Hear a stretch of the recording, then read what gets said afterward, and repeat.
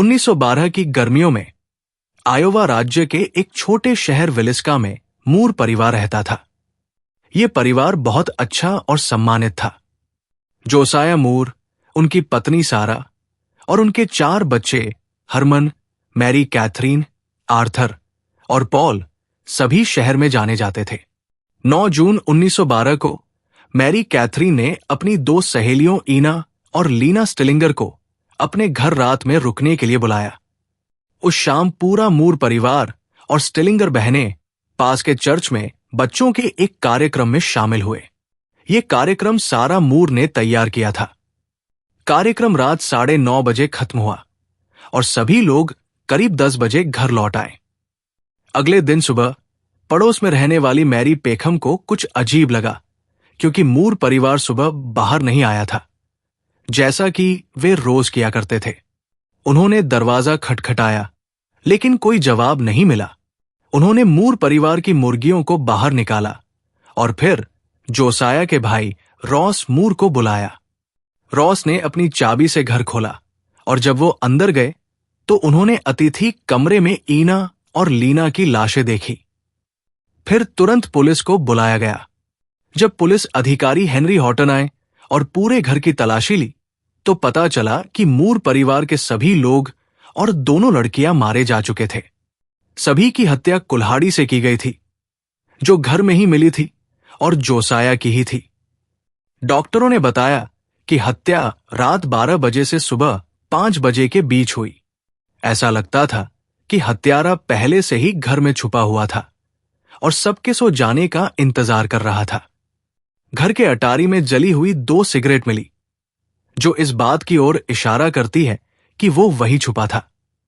हत्याएं सबसे पहले जोसाया और सारा के कमरे से शुरू हुई। जोसाया पर सबसे ज्यादा हमला किया गया था। फिर बच्चों को एक एक करके मारा गया। अंत में हत्यारा नीचे के कमरे में गया और ईना व लीना को भी मार डाला। अजीब बात यह भी थी कि घर के सारे शीशे कपड़ों से ढके हुए थे। घर में एक बेकन का टुकड़ा और खून से भरा पानी भी मिला। रसोई में खाना पड़ा हुआ था, लेकिन किसी ने उसे खाया नहीं था। जांच में यह लगा कि सब सोते समय मारे गए थे, लेकिन लीना शायद जाग रही थी और उसने विरोध किया होगा। जब यह खबर शहर में फैली तो बहुत सारे लोग मूर परिवार का घर देखने पहुंच गए। बहुत भीड़ लग गई और लोगों ने घर के अंदर घुसकर चीजों को छूना, उठाना और कुछ चीजें चुराना भी शुरू कर दिया। इससे बहुत सारे सबूत खराब हो गए। बाद में सेना को बुलाकर घर को सील किया गया। शवों को रात को 10 बजे के बाद बाहर निकाला गया और अगली सुबह तक एक एक करके सबको ले जाया गया। कई लोगों से पूछताछ की गई, लेकिन किसी के खिलाफ पक्के सबूत नहीं मिले। कई लोग शक के घेरे में आए। रेवरेंड जॉर्ज केली, जो उस दिन शहर में थे और चर्च के कार्यक्रम में शामिल हुए थे, उन्होंने एक बार हत्या की बात मानी भी, लेकिन बाद में मुकर गए। कोर्ट में उन्हें छोड़ दिया गया। एंड्रयू सॉयर नाम का आदमी, जो एक मजदूर था और कुल्हाड़ी के साथ सोता था, उस पर भी शक हुआ, लेकिन उसे भी छोड़ दिया गया। विलियम मैन्सफील्ड नामक व्यक्ति पर भी शक हुआ, क्योंकि कई और जगहों पर कुल्हाड़ी से हत्याएं हुई थी जो इस घटना जैसी थी, लेकिन उसके पास एक मजबूत बहाना था, इसलिए उसे भी छोड़ दिया गया। जोसाया मूर के पुराने मालिक फ्रैंक जोन्स पर भी शक हुआ, क्योंकि कहा गया कि जोसाया ने उनका काम छोड़कर अपनी दुकान खोल ली थी, पर इसका भी कोई सबूत नहीं मिला।